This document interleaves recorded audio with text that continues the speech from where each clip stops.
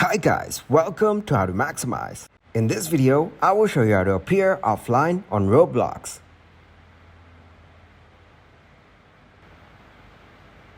First of all, open the Roblox app on your device.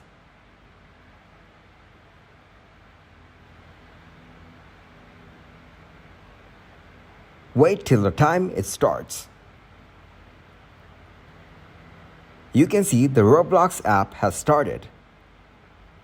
Here, tap on the three dots from the bottom left. Next, go to Settings.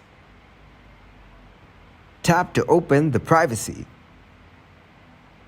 Set Who can message me to no one.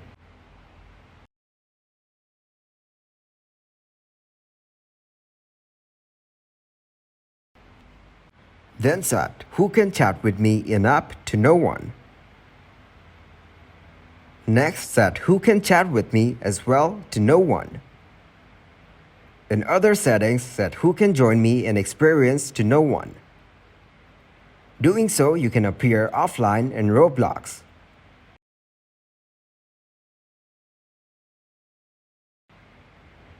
Thanks for watching, and please leave a like, subscribe, and share.